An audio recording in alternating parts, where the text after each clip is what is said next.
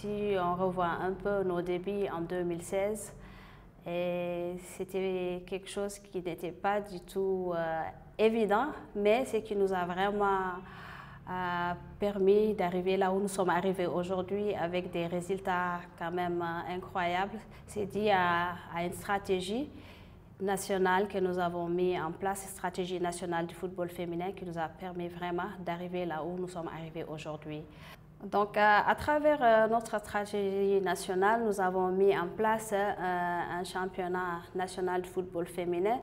Ça nous a permis vraiment de mettre en place ces équipes via les écoles avec qui nous avons collaboré et les professeurs d'éducation physique que nous avons formés avec un instructeur de la FIFA qui nous a soutenus et nous avons formé 30 coachs parce que pour vraiment nous aider à mettre en place ces équipes féminines. Ces championnats nous ont permis de mettre en place l'équipe nationale féminine de Mauritanie.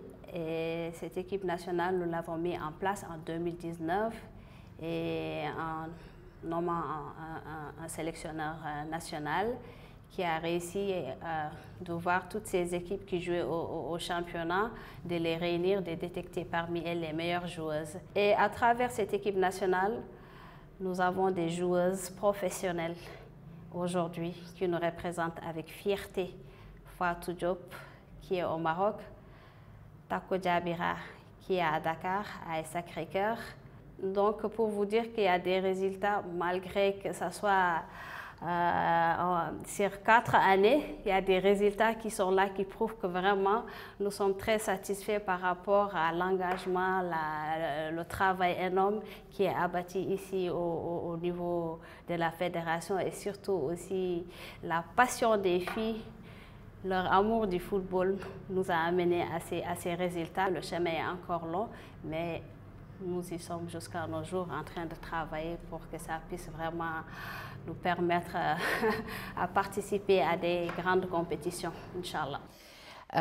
Depuis quelques années, nous assistons à une expansion de ce sport au niveau de la jante féminine en Mauritanie.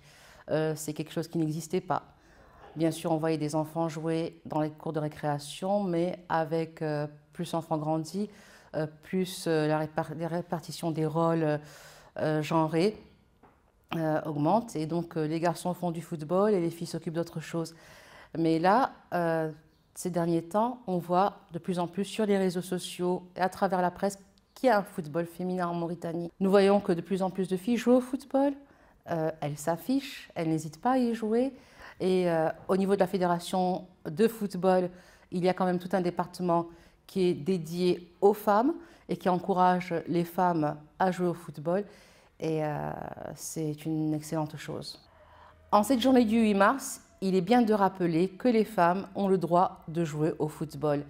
Et malgré le contexte socio-culturel africain qui peut constituer un frein à cette ambition, c'est vrai qu'on leur opposera des arguments biologiques, des arguments socio-culturels, mais ça ne devrait pas les empêcher de jouer. Les femmes ont le droit de jouer au football, les femmes doivent être encouragées à pratiquer le sport qu'elles veulent.